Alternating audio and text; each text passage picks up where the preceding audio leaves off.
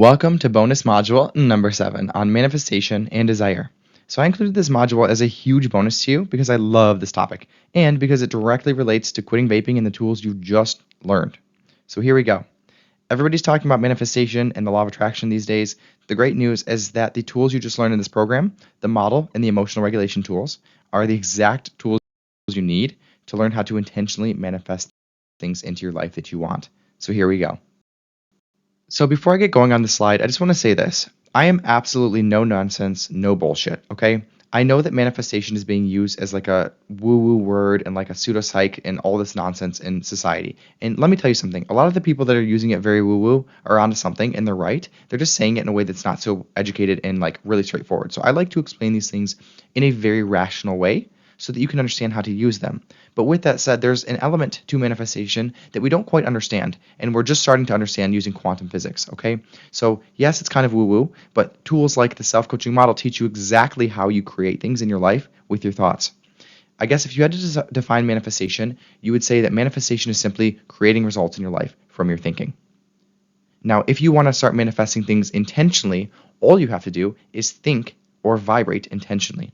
In fact, this whole program has been teaching you to choose your thoughts on purpose around vaping. Remember that your thoughts create your emotions, which drive your actions and create your results. In other words, your thought vibrations in your head create the emotional vibrations in your body. Those vibrations in your head and your body drive you to take actions that create results that sync up with the original thought. Manifestation is working for everyone all the time, even if you don't realize it. If you are here right now in this program, it's because I've manifested you to be here. And you've just paid me money because of a manifestation I created in my thoughts. Remember, my thought was I was going to create a program that was going to help people. I felt excited about it. I took action. I created the program. Now you're here. I've technically manifested you to be here. So it doesn't have to be any more woo-woo than that. But again, if you're someone who likes the woo, I totally get it. I'm on your side. But I like to explain things in a way that makes sense for everyone so that those rational thinkers out there that I love can also get a chunk of this manifestation action, okay? So that means that all you have to do to manifest things intentionally in your life, like a new car, a partner, or a successful career, is to practice thinking thoughts that align with your desire until you actually start to believe them. Remember that once you believe a thought, it creates a corresponding emotion. Exciting thoughts create exciting emotions. Dreadful thoughts create dreadful emotions. In the following slides, I'm going to give you a bunch of knowledge, insight, tips, and things from my own life so you can understand how to learn and apply manifesting things intentionally. But just be mindful that this entire program with the vaping is a course on manifesting technically. If you change your thoughts, you change your result. That's all manifestation has to be, okay? So I'm also going to give you a section on how vaping is stopping you from using this skill set. It's called the desire tank, and we're going to talk about that in a minute. But as for right now, just be aware, this is no nonsense. I love this topic. I manifest things all the time in my life. I'm actually dating someone right now that I manifested. We literally did an exercise together where we manifested each other, and I will talk about that later in the program, okay? So let's get on with the chapter. A little manifestation disclaimer in this slide. Like the thought and the emotional work you learned in this program, manifesting the life you want is simple but not easy. That means the most important part of any self-development work, whether it's modifying behavior, choosing what you want and going after it, changing belief systems that don't serve you, it's actually applying the tools you learn. Remember that words don't teach, experience teaches. So although I'm arming you with every single bit of knowledge you'll need to quit vaping and then turn that vacuum it leaves into a wonderful life for yourself, you have to be willing to test things out, do self-coaching models, and practice naming with and allowing your emotions. Let's take a look at the 3 basic rules of manifestation. Rule number 1, or the law of vibration, is that everything vibrates, even if we can't see it or feel it. This has been something we've known in science for a long time. All energy and matter and particles are vibrating all the time. That's how matter exists. Okay? Rule number 2 is the law of attraction. Like vibrations or like frequencies attract each other. And rule number 3 is to intentionally manifest things into your life. You must understand what you're thinking and what you're feeling, and then choose to think about what you want and intentionally find ways to feel positive emotions in relation to those thoughts. Pretty much, rule number 3 says, think about what you want and feel good while you do it. That's all you got to do. Everything else isn't so important. Remember when I said the only difference between a person who vapes and one who doesn't is their thoughts about vaping? One person believes they don't use nicotine, while the other ones do. Well, you know what's so cool is the exact same logic can be applied to a person who makes $1 million a year versus one who makes $30,000. One person believes they can make $1 million, and the other person believes they can only make 30,000. One manifests $1 million, while the other only manifests 30,000. And you can actually put this into a model if you want it to be very concrete and rational. Okay, you can put the result of $1 million in the result line, and you can put the result of $30,000 in the result line, and then you can work backwards. What do you think you'll have to be thinking to create that result? Okay, if you want $1 million a year, you can't possibly be thinking I can only make 30, or else you wouldn't be creating $1 million. Okay, your thoughts create your reality. Let's take another look at rule 1, the law of vibration. Everything vibrates even if we can't see it or feel it. And remember, I'm no nonsense, so I'm going to give you just what you need to understand to apply it. If you want to learn more, you can go and literally research these topics, each one of the rules, for like 4 years. But you don't need to understand anything more than I'm about to teach you to apply it. Here's a quote from Einstein. Everything is energy, and that's all there is to it. Match the frequency of the reality you want, and you can't help but get that reality. It can be no other way. This is not philosophy. This is physics. What more do I need to say? Following off the Einstein quote, let's look at rule number 2, the law of attraction. Vibrations that vibrate at the same speed attract each other.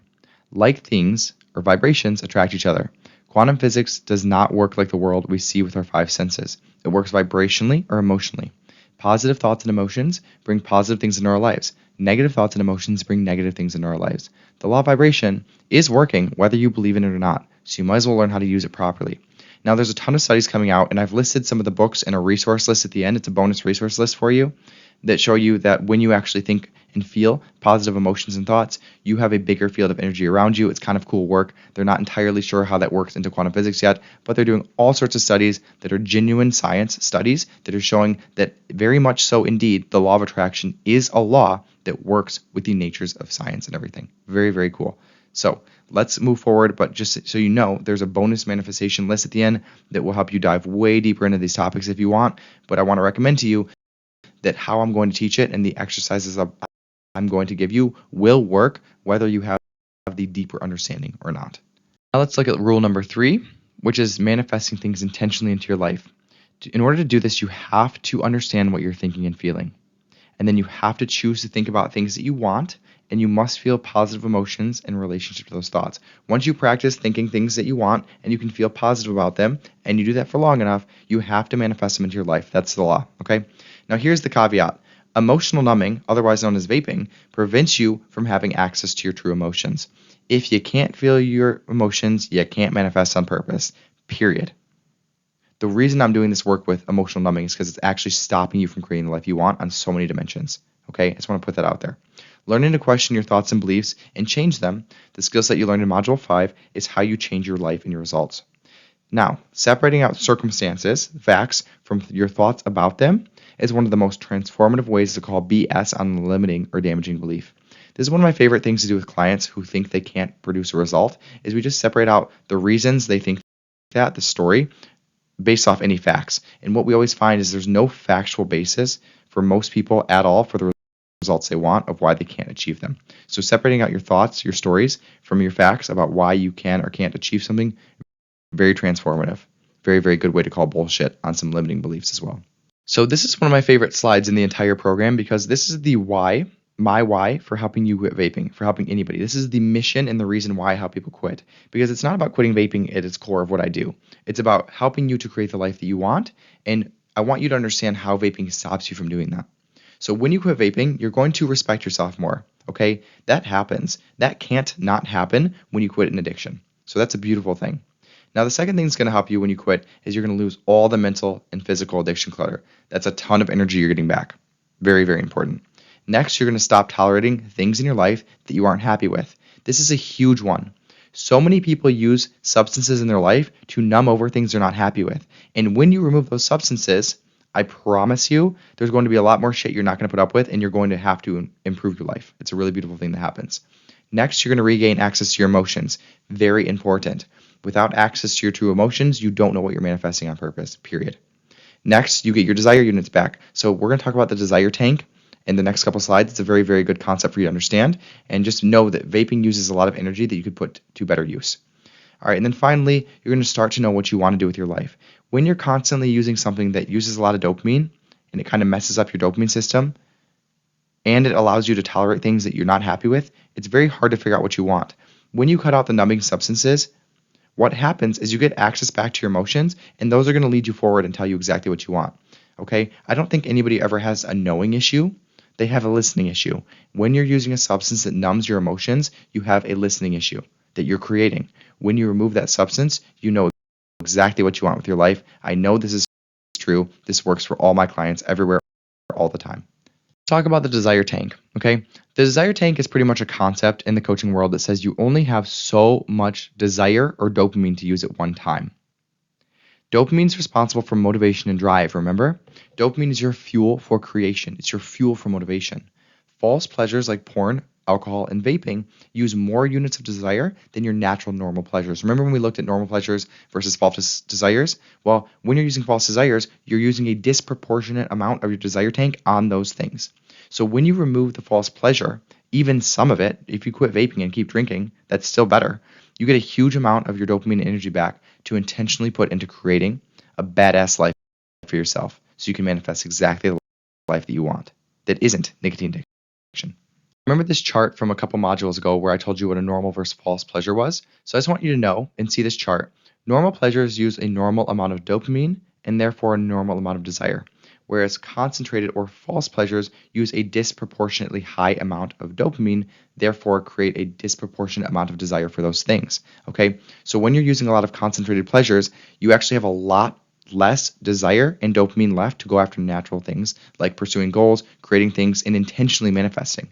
Because I will tell you right now, in order to intentionally manifest, it kind of uses a lot of energy sometimes because you're intentionally focusing on things that you don't fully believe in yet. It's energy heavy. You're going to want to avoid it. Remember, we all have an animal brain. So one of the best ways to use energy doing that is to have the energy to use to manifest things. Okay? When you're constantly using concentrated pleasures that are false, you're not going to have the energy, the motivation, and the drive to create a life that you want. I promise you, this is how it works, especially if you look at it logically with your dopamine. Okay, so this is the desire tank, and I want to show you an example of an average person in modern society today. Okay, please keep in mind that these units of desire are arbitrary, they're not necessarily real, but just be mindful that you have a certain amount of dopamine and desire to use at one time, so this is a good way to visualize it. Keep in mind also that these could be totally subjective. Some people might like porn way more than they like food, etc. I just put together units from my own life that are a good example of my own desire tank. Okay, so you can do this for yourself too and play with this exercise. So let's say that I'm using 18 units of desire on vaping and a nicotine addiction. I'm also using 22 on food, but most of it's like concentrated like sugar and flour. I'm using 15 dopamine units on work. Okay, not really into the job, so I'm not using a ton of dopamine units, but I have to do the job and use some dopamine there. 10 units I'm using on porn, 13 I'm using on relationships, 14 on alcohol, 6 on TV and video games, and 2 on exercise. Okay, so do you see what's happening? I'm out of dopamine. Now, what's the first thing to get vetoed out when I'm out of dopamine? The normal pleasures, obviously. Why would I exercise when I could just get way more dopamine out of TV and video games? Remember, my animal brain wants that. My animal brain would much rather me have TV and video games in my life than exercise. Okay? So the first thing that gets vetoed is obviously the normal pleasures. Remember that false pleasures release more dopamine than natural pleasures. Okay? So they're always the first thing to go is the natural pleasures, not the false desires, because your brain, your animal brain, thinks that the false ones are more important. They release more dopamine. So we all know somebody like this guy, and I actually am going to use this example talking about myself. Okay? So this used to be just like me. I vaped all the time. I drank heavily on the weekends. I smoked an ungodly amount of marijuana. I ate fast food. I was overweight. I was actually on the borderline of clinical obesity. I watched a lot of TV. I played video games like all day long. I laid around all day. I was in a job I hated. I had no idea what I was doing in my life, and I was stagnating to the point where I was literally surviving. The good news is my animal brain was working to perfection. I was constantly seeking hits of pleasure, in this case a lot of false pleasures. I was spending as little energy as possible by working just enough to get by, and I was definitely avoiding any physical and emotional discomfort with laziness and addictions. The bad news is I only had about 10 units of dopamine and desire left to go after things I knew really deep down that I wanted the most. This was not enough dopamine, truly. So what I found is that I was just stagnating in cycles of addiction, all while I was learning how to hate myself and talk negatively about myself throughout this process. This theory that's been proven true time and time again as I continue to do coaching on myself and with people that I work with every day. So many people, myself included, tell the story that we don't know what we want to do with our lives. We stay at jobs we're not into, we date people who really don't align with what we really want, and we numb over our existential suffering with alcohol, food, vaping, and Game of Thrones, which I do have to say slaps pretty hard. It's a good TV show. What most of us don't understand is that when we're constantly seeking false pleasures, we're completely demolishing our dopamine systems responsible for motivation, drive, pleasure, and craving and desire.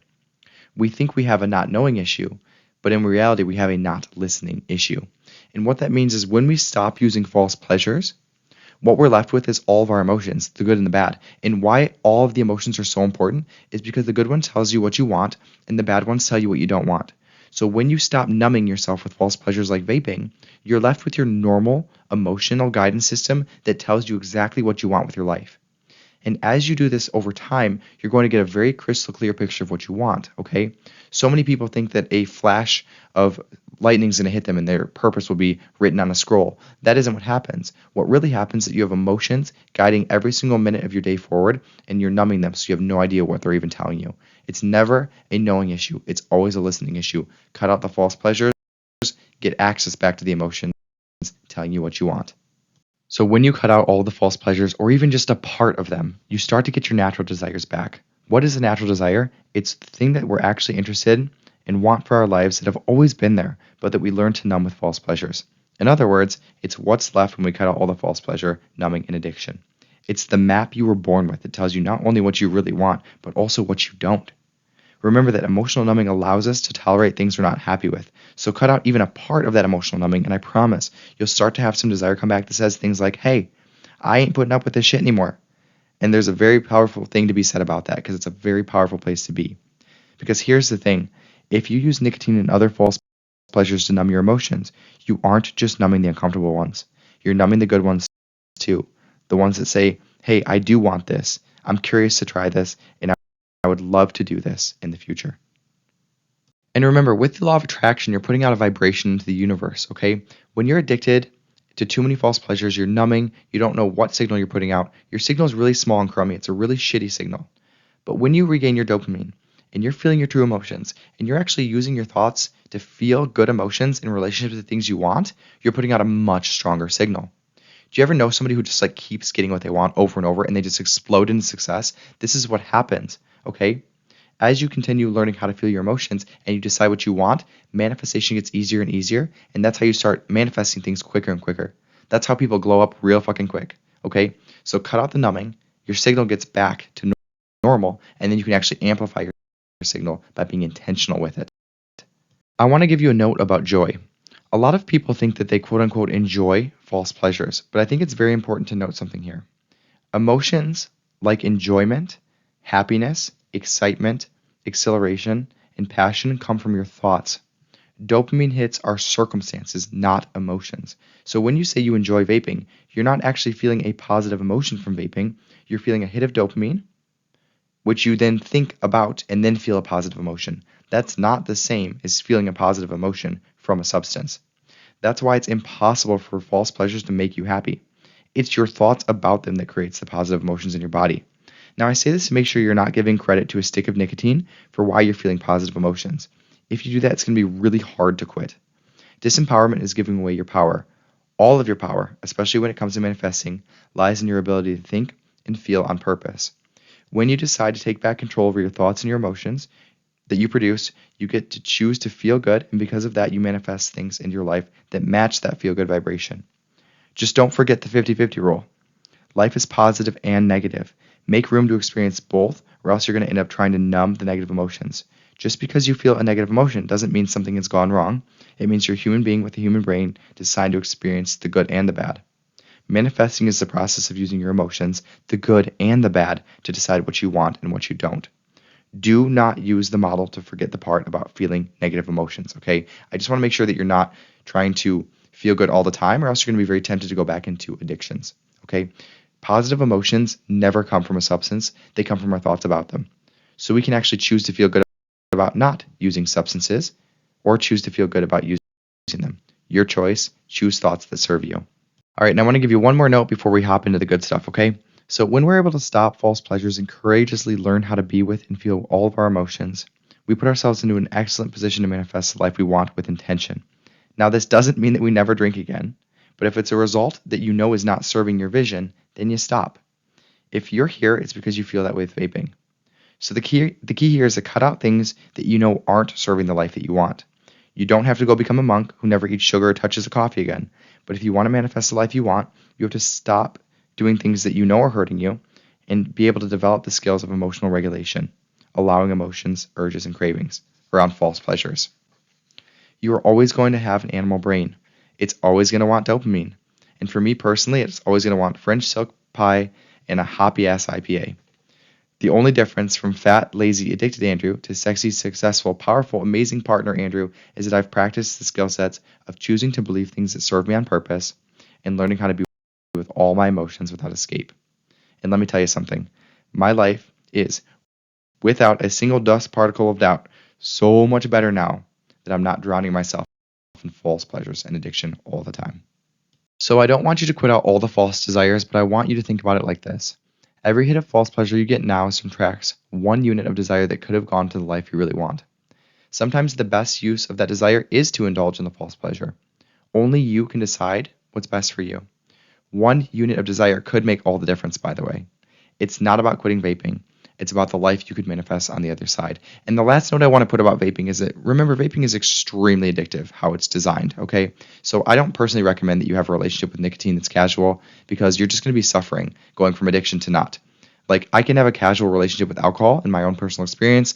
I can have a casual relationship with sugar. I can have a casual relationship with things like TV and video games, okay? But there's certain things like nicotine where, because of the nature of how addictive it is, because of the dopamine spike, the intensity, and the speed, I wouldn't recommend it. With vaping, you can decide for yourself. But if you're here, you probably don't want a casual relationship with nicotine. So just quit it altogether and find a different way to indulge sometimes, okay?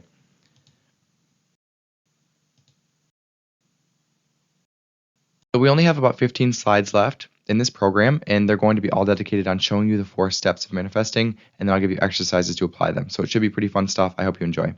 So I try to keep it really simple. The first step is allowing, okay? Remember, that's allowing your emotions. That's when you stop numbing and learn how to feel your emotions.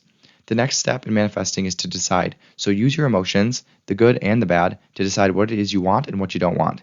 You don't have to be super clear here. You just need something that's better than where you're at. Next, you envision. So we figure out what beliefs align with those wants. Remember, your thoughts are going to create your results. So we want to figure out what we need to think in order to create those results. And finally, we embody. This is when we actually practice exercises and become the person who believes those beliefs. Pretty simple, pretty straightforward. It's not complicated, but it doesn't make it easy because you're going to have resistance to it because you got the animal brain. Okay, so it's going to take some practice. You will get better with this over time, and you're going to have some really cool, exciting experiences that are going to just drive you to love this work.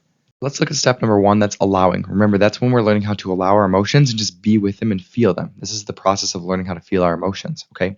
This is what this program, Module 6, is designed to do. The 50-50 rule, don't forget this. You've got to accept this, that there's half good and half bad, or you're going to be in perpetual resistance and addiction. Right now, if you're in addiction, it's because you're resisting negative emotions. You got to stop doing that, okay? And just make peace with them. They're not so bad, I promise you. And they're important. Allowing is a practice. Remember that, okay? It's not resisting. Resisting an emotion says, go away, emotion. Allowing an emotion says, come on in, okay?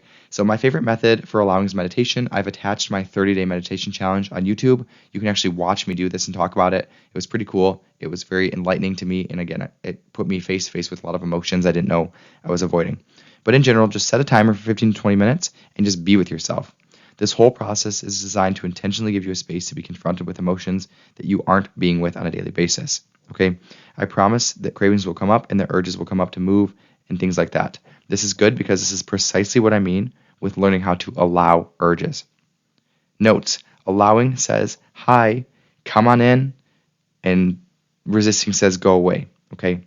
Resisting says, how much time do I have left? This is hard. It should be easier. I'm not doing this right. Allowing is, yep, this is all good and dandy. All right? This looks like a lot for this slide, but I'm pretty much just putting out 2 examples of how to allow an emotion. Okay? It's like what we did in the last module, but I'm doing some more just so you have some more information. Okay?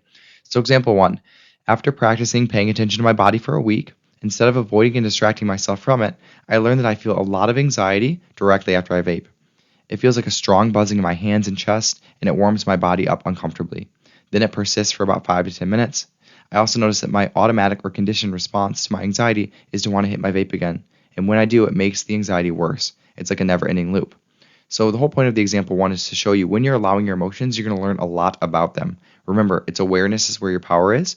You always have the power to make change, but if you're not aware over your emotions and your thoughts, it's going to be hard to do that. And that's why quitting vaping has been so hard for you before, because you haven't been aware of the actual issues, okay? Example 2.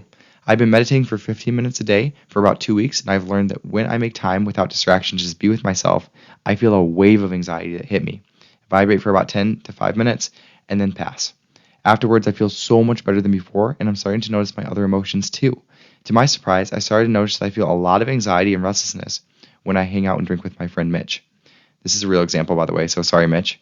I have a theory that this restlessness is my higher self trying to tell me that spending too much time with him while drinking might not be the best use of my time. Before, I totally would have just drank more to get away from this restlessness, but I'm starting to see now that it's here for a reason. It's like my secret little compass to a better life. Remember, your emotions, the good and the bad, are really important, and they are your compass to the life that you want. Manifestation step number 2 is to decide what you want, okay? Use your emotions, remember they're your natural desires, to decide what you do and what you don't want. Here's a note for you. Don't overthink it, okay? Don't overthink this. You don't have to know exactly what kind of business you want and know exactly the house and the floor plan you're going to have 10 years from now. Just go for your next best option. I promise you, you know your current best target, okay? Don't overthink it.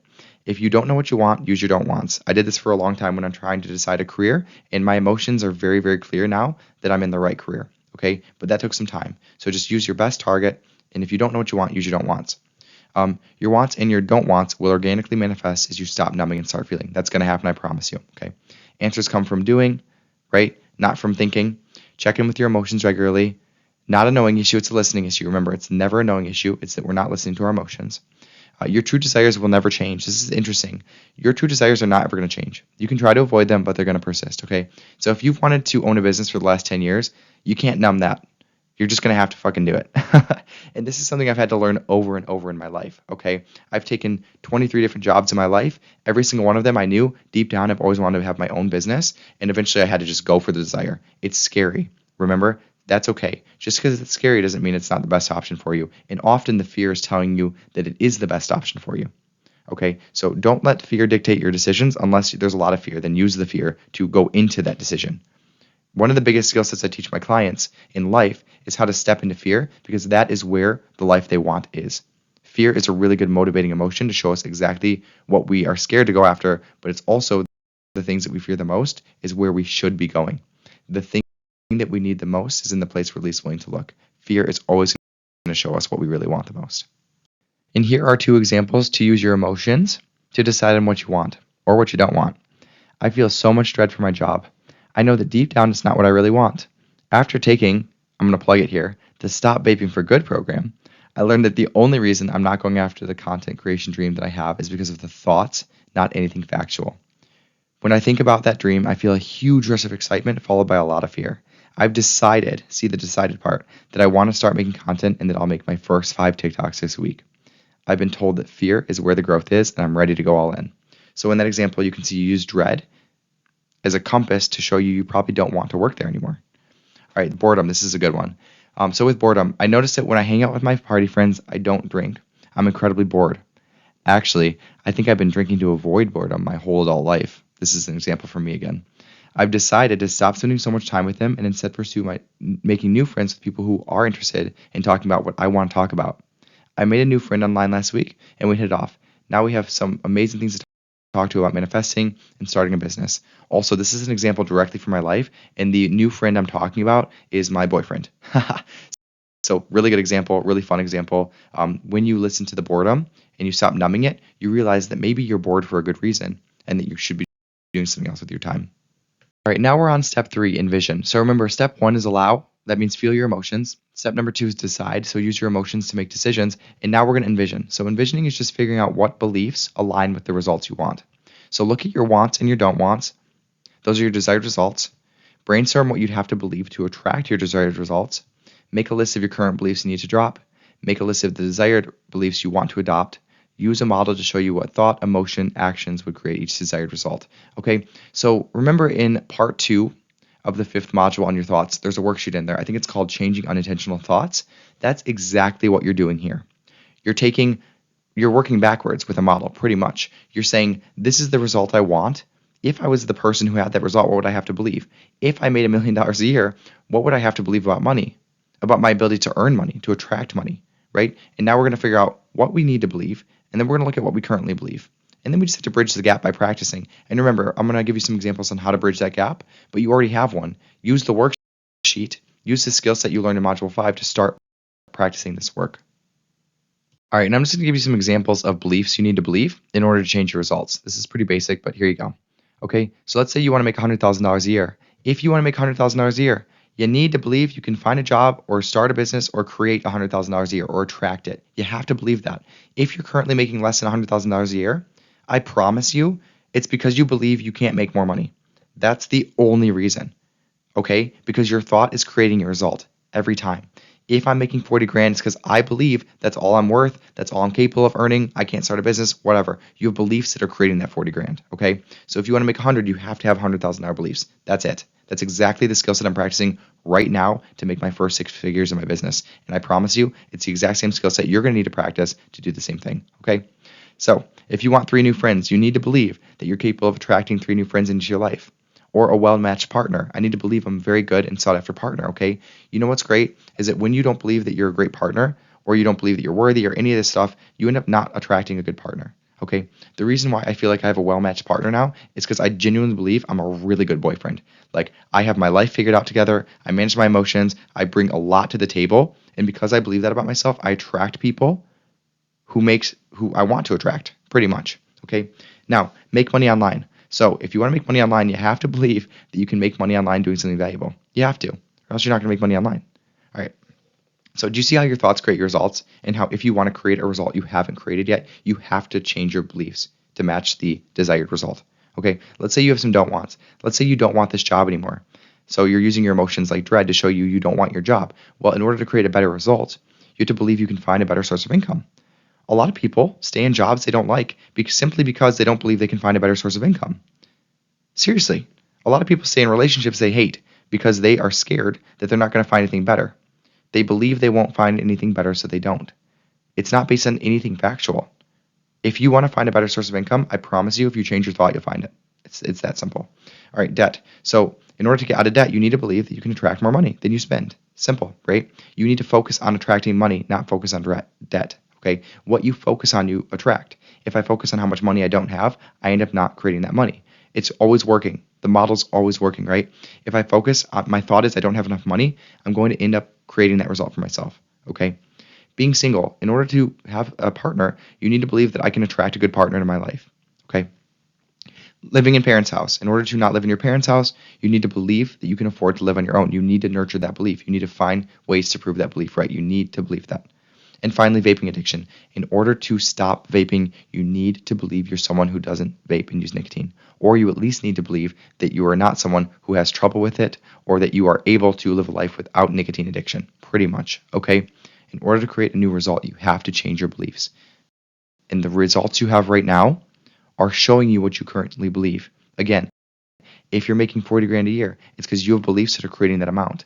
If you're currently vaping, it's because you have beliefs creating that result. Every time, no exception. All right, so let's look at an example of this with some self-coaching models. So here's the want. I decide to make $100,000 a year. Now, this is important to understand, is that a lot of the times these thoughts that are in red, you can see this thought, I need another degree to get paid more. It's not obvious that that's a thought. We think that's a fact, okay? That's why it's so important to separate out facts from thoughts. So let's look at this model, okay? My current job pays $28,000. My thought is I need another degree to get paid more. I'm feeling neutral. I stay in my current job. I sulk. I avoid looking for jobs or degrees I don't want. I vape. I numb. I complain about my current job. Result, I prove to myself that I can't get paid more without a degree. Now let's look at this circumstance where we change the thought. Current job pays $28,000. My new thought that's very intentional, it has never been easier to make money in the history of the world. Okay? Feeling inspired. You Google ways to make money online. You start investigating new income streams. Purchase a program to teach me what I need to learn. And then I start making content to teach others. Make my first $25 sale. My result, I proved to myself just how easy it is to make money online. Okay, and I end up ending the year at about $42,000. Now, as you can see, this is weirdly specific, right? Yeah, this is my current model that has created this result for me. So I just want to offer you to this. I used to believe when I worked at the psychiatric hospital that in order to make more money, and actually my belief was in order to help people, I needed to have another degree. That was a real belief I had. So I was in a job making $28,000 a year working full time at the hospital. Very, very demanding, hard, difficult job. Wasn't actually the work that I wanted to put into the world. And I was looking at the time for jobs that needed master's degrees and things like that in order to make like 40 grand. Okay. So it wasn't until I understood that actually thinking I needed a degree to make money is completely optional. That's when I was able to get curious and fill that new thought line with something better. And I sincerely believe today, you guys, it has never been easier to make money in the history of the world. How do I know that? Because you're taking this program right now. I made videos, I made a program, I launched it, and you're here from my room, my one bedroom apartment building. Okay? So that's very inspiring. And I just want to show you the result I ended this year with is about $42,000. Now, remember that your results are always going to be proven by the thought that you had. So I must believe that somewhere deep down I can't earn more than 42. I'm working on it. But this upcoming year with this program, I'm trying to break past the $100,000 ceiling. How do I know that I've believed a new thought? I've gotten a new result, okay? So when my result line says I made $100,000 this year, then I know that I believe I'm able to make $100,000. So I'm still working on it. But as you can see in this model, the current thought I have, it's really easy to make money, is a lot better than the thought I used to have, where I need more degrees to get paid more, okay? So I'm keeping playing with thoughts until I can find one that actually gets me the $100,000 result. But that's the entire process, okay? Identify the thing that you're believing. Make sure you understand it's not factual, it's not a circumstance, and then try to play with better thoughts that get you new results. You don't have to go from $28,000 to $100,000 a year for you to have been successful doing this. I'm really happy that I almost doubled my income working entirely from home on a business that I love, helping people in a way that I want to help people. Even though this green thought didn't produce $100,000, it sure as hell produced a better result than the red thought I had before, okay? So play with this. Just because you're getting different results doesn't mean you're failing. It just means that maybe the thoughts are working your way up to the one you need to believe to get the results you need, okay? And the fourth and final step to manifestation is the embody step. And that's pretty much where you become the person who believes those beliefs. Here's some tips for you. Be mindful about how you act, think, speak, feel regarding your desired results. Normalize them. Okay? Someone who makes $100,000 a year and that's normal to them, they don't get surprised when they make a sale. They don't get like overly excited when they actually meet the $8,000 mark. It's like, of course I'm at that. That's what I do. I am someone who makes $100,000 a year. Somebody who wants an amazing partner and believes that you're worthy of that, you don't get surprised when you see someone checking you out or when somebody gives you a compliment. You're like, hell yeah. You accept the compliment as is expected. And just be mindful, like, this isn't like an ego trip coming from a bad place. It's coming from a place of like, yeah, I am the person with this result. Okay? So I'm not telling you to go out and be arrogant or look down on people. That's not the same thing as embodying the version of the person that you want to be. Okay? I always want to offer this too. Make sure that you like the reasons for your goal. Make sure that the reason you want to make $100,000 isn't so other people will like you or so that you'll feel cooler or get to show off. That's arrogance. That's not personal development. There's a difference, okay? So people who make $100,000 a year think about and speak about money in a different way than someone who makes 28 grand, okay? And finally, people who vape think about and speak about vaping in a different way than someone who doesn't. Someone who doesn't vape, they're not thinking about it. It's not like they're surprised when they just get through a day without thinking about nicotine. That's just who they are. And finally, for now, in the rest of this PowerPoint, we're going to look at how to embody. We're going to practice some exercises on how to do this fourth step of manifestation, okay? So this is the first and most important step to manifesting a new life because it makes room for the new you. So after you find out what it is that you want and don't want, and you make a decision, a goal, and decide, now it's time to stop doing anything that doesn't align with that person, okay? Stop vaping. Stop complaining about rich people if you want to make a lot of money. Stop spending time with people who bring your vibration down if you're trying to up-level yourself. Stop choosing to feel unnecessary negative emotions all the time. Stop drinking so much alcohol if it doesn't align with the person you want to become. Stop numbing in general. Stop saying yes to things you don't actually want to do and then feel resentful about it. People pleasing. And just a side note, people pleasing is one of the fastest ways to remain in a situation and a mindset and a life you don't want. Okay? One of the best ways to grow is by deciding what you want, what you don't want, and then setting boundaries with the people in your life. because it's going to clearly define that this old person that was allowing things they didn't like is gone, and now I'm stepping into the new version of myself who is going to set boundaries and mean it. That is who I am now. The second way you can practice embodying, the fourth step, is by doing vision boards or using mind movies. So everybody knows what a vision board is, right? You can actually see mine on the left. I'm going to show you the pictures of it. It's pretty cool. So I am moving to Miami in August. As you can see, I put a picture of Miami. This is a specific picture that I had my boyfriend help me pick out. And then this is also a specific picture of the neighborhood I want to live in. And as I get more clear on what I want, I'm going to replace those with more clear images. So really important with vision boards, be very clear about what you want, okay? This is a picture of a random guy's back. I really should use my own, but I don't have a picture of myself. And I have this growth. I shouldn't say growth. I have a cyst on my back that I've had since I was 13. I found out recently my dad has the same one in the same spot. I'm getting it removed this year. So I put this picture of a clean back without a cyst on it. It's very important to me to get that removed. I feel like it's some kind of metaphor for generational trauma. All right. This is a picture of me. It's very important with vision boards to have a very good picture of you. You want to be the center of your vision, and you want to make sure you look really good. This is my favorite picture I can find of myself. So take a nice picture of yourself, put it right in the middle of your vision board. This is a self-help book I want to write. I want to do a top 100 or top 10 New York bestsellers self-help book. That's in my vision for my future. That one's not specific yet, so it's just kind of general. This is the car I want. It is called a Genesis GV70. It's a mid-sized, like luxury crossover sedan / SUV mix that is really nice. I really want one. This will be a gift to myself after I hit beyond the 6-figure mark. I don't need it right this second, but it's on my vision board. This is a picture of me actually in the car. I wouldn't test drove it. So good example for you. If you want to get a car, test drive the car that you want, spend time in it, like normalize it for yourself, right? I have a picture of me holding the steering wheel of the car I want. Now it's becoming normal. That's how I'm going to manifest it. All right, this is a stage for a TED Talk I want to do, and this is a letter I wrote to myself on a card, congratulating myself for already meeting my sales quota for the year. Isn't that good? So this is what it looks like to have a very good example of a vision board. I recommend you have one somewhere where you see it often, okay? Now the next thing is called a mind movie. So this is something that's been gaining popularity from somebody named Joe Dispenza. He's like the lead guy who talks about the science of manifesting. He's really good. If you want to look up his stuff, I have one of his books in my resource list at the end. I recommend you check out. But a mind movie is pretty much a live vision board. You make a movie out of it. You mix in visions of what you want with mandalas, and then you put some like music over it that kind of puts you into a trance. The whole idea is that you're supposed to watch it once in the morning and once at night. And this is supposed to be a much more efficient and quick way to get the things you want and manifest them. So it's really good for you to have a mind movie of everything you want. I will be making one for this year. Really good idea. So this is another good example of how to embody the person you want to become, right? Every single day I wake up and I see myself in the car I want. I'm embodying it every time I look at that picture, okay? Every single time that I look at my vision and I meditate over it, I'm embodying that. That's how I'm changing my thoughts to normalize and believe in the result I want. So the next exercise you can apply in practice is called scripting.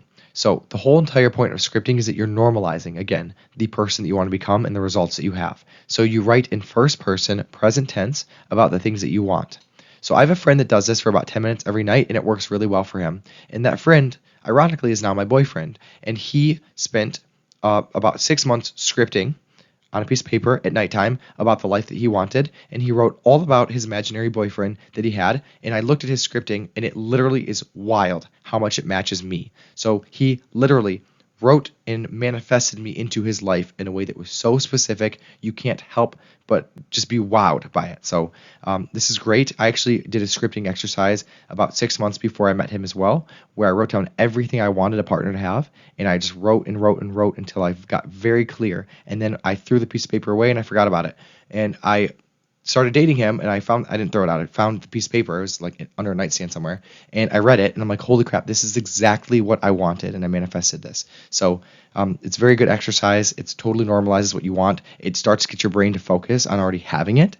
You're reprogramming your conscious and subconscious mind with this exercise to already believe you have what you want. And remember the law of attraction. Once you believe you have what you want and you sincerely believe it, it has to come to you, because that is a match to your vibration. Okay, so once you believe, it has to come to you. That is the law. That's why it's called a law and not like a theory. Once you are a match to what you want by believing in it sincerely, that's when it comes to you. And I have living proof of this from like 100 different examples from doing exercises like these, my boyfriend being just one of many. All right. And the last thing I want to say, again, it's very important to actually write. Brainstorming is okay. It's great. Do the mind movie, like envision what you want, but writing it down makes it so much more real, and it tells your subconscious mind you're really serious about this and it already exists. So this is a fun way to embody without having to do it all internally. This is called feng shui. Feng shui is an ancient Chinese tradition of being very intentional about how you design your living space and environment to attract what you want. Okay, so as I'm recording this program, I'm staring at a giant canvas painting of a $100 bill with Benjamin Franklin. I bought it. I stare at it every day when I work. Since I have put that on my wall, and I used to be very resistant to the idea of loving money, but I've changed my thoughts about that. Since I put that on my wall, I've been attracting more wealth into my life, more clients. Money's been finding me in strange ways. I find money on the ground now. It's just wild, okay? This works. And you can use feng shui to reprogram your conscious and subconscious mind. Your environment is giving you cues all the time, conscious and subconscious, about what to believe and think. I started practicing this 3 months ago with feng shui, and I've had amazing results, okay? Since I've decorated my office in a way that attracts wealth, I've been attracting more wealth. I have bamboo I'm looking at on the left of my couch. There's a big bamboo plant for luck, for attracting wealth, okay? I have gold accenting all over everything. I've cleaned up and decluttered. Declutter is a huge part of feng shui because when your space is full, you can't attract new things. I've actually redesigned my bedroom for wealth. So I've like designed the entire thing in red and with love everywhere and with like erotic art on the walls. And since I've done that, I'm now in a relationship with someone that I'm very passionate with in a good way. Okay, so this works.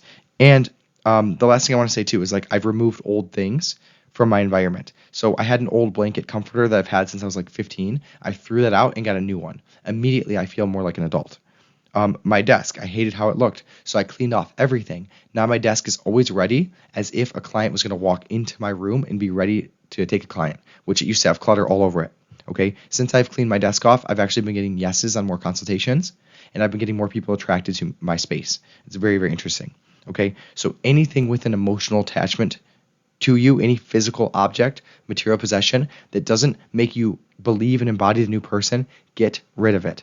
Old blankets, get rid of them. Like old silverware, old, like if you have glasses that you bought with X's and you're trying to attract a new person, get rid of it. Even like the feng shui on your phone. The other day I cleared out a bunch of apps I don't use. The other day I also erased a bunch of old pictures from old relationships that I don't want anymore, right? It's not a good thing to have a phone full of old past romances when you're trying to attract a new one, right? So feng shui is not just your living space, it's everything that you're seeing and interacting with on a normal basis.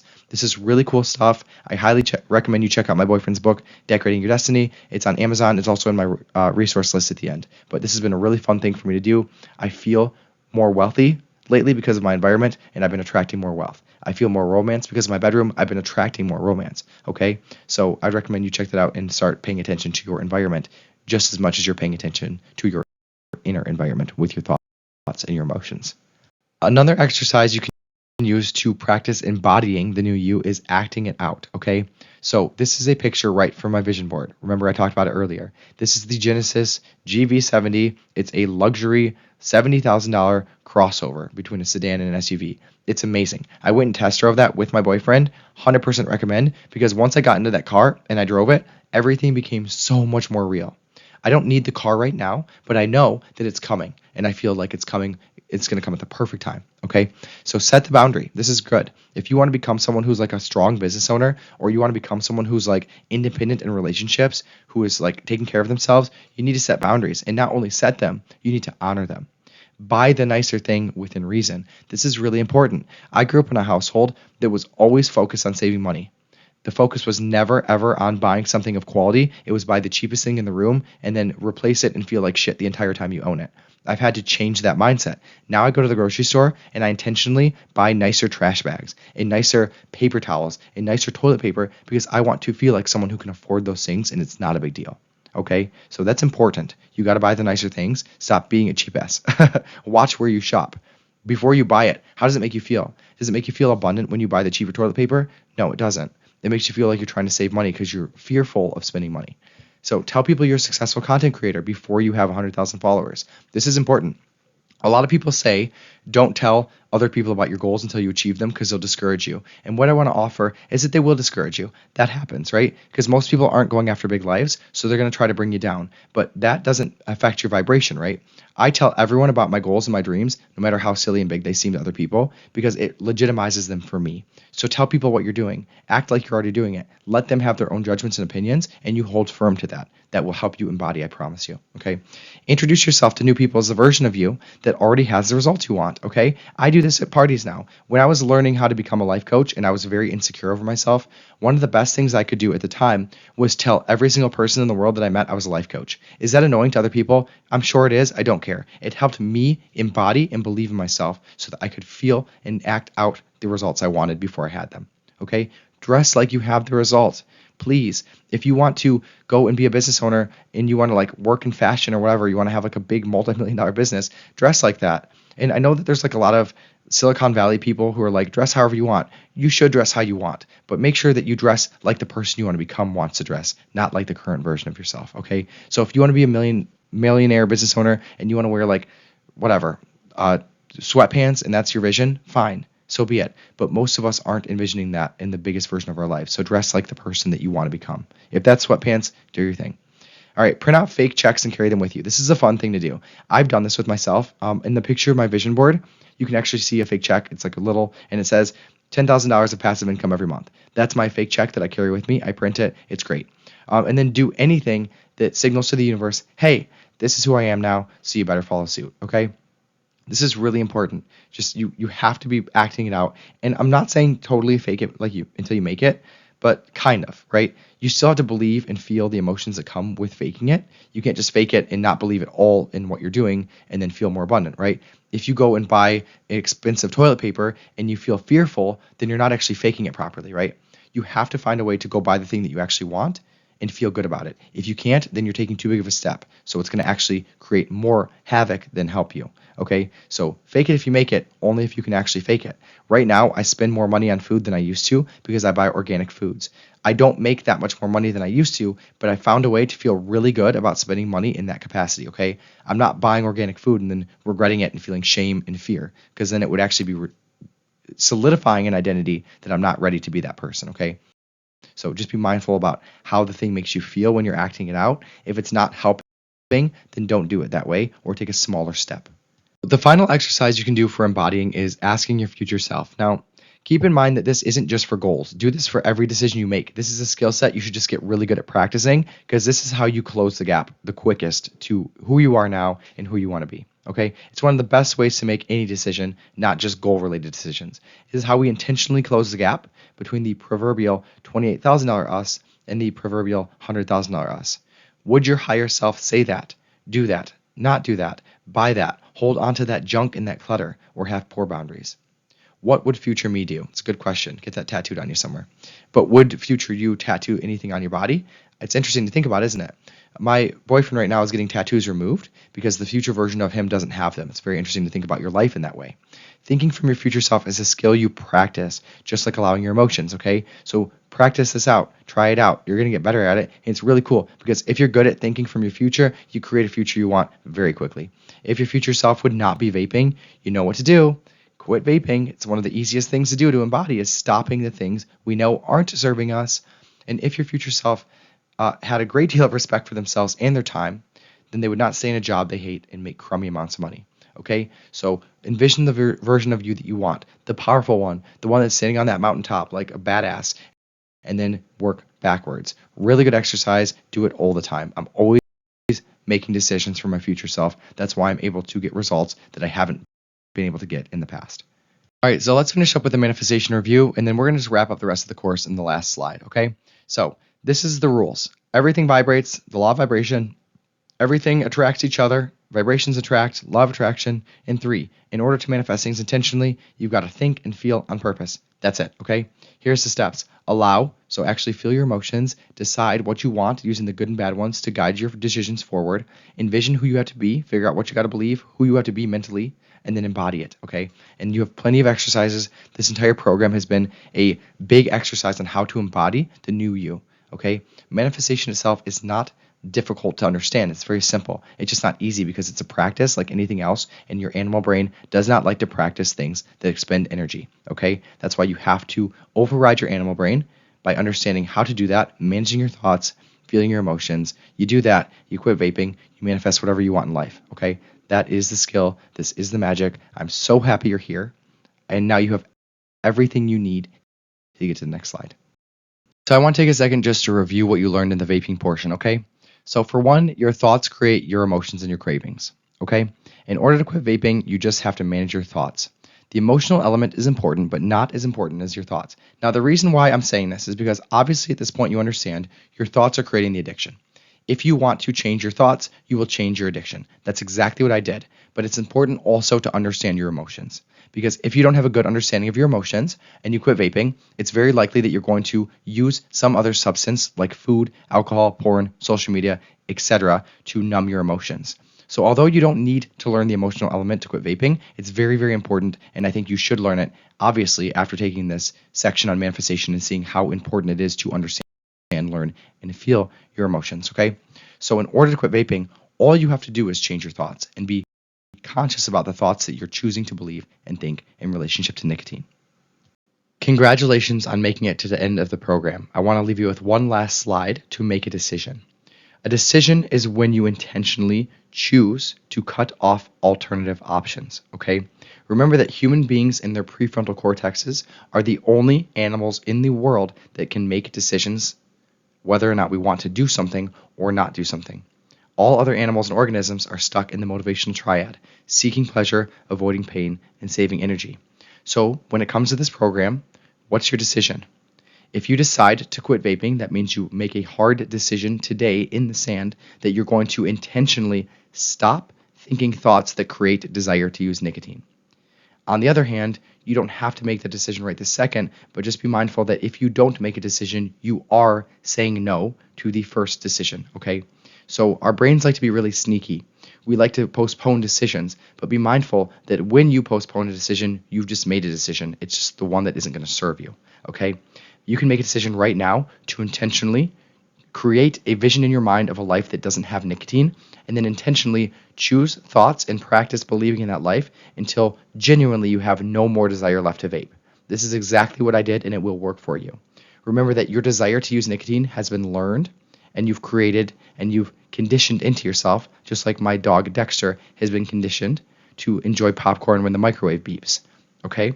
Now remember, this entire program has been all about unconditioning yourself consciously and reconditioning yourself with thoughts, beliefs, and emotions that serve the person you want to become. So you've made it to the end of this program. Now you're left with one last question to answer. What is your decision? Are you choosing to quit vaping and become someone who that isn't even an issue for? Or are you going to choose to stay in the nicotine addiction drama and act as if it's out of your control? The choice is yours. Thank you so much for being here. If you have any questions about the program, you can always find me and ask me directly, and also go to the Discord and ask questions there. Have a wonderful day.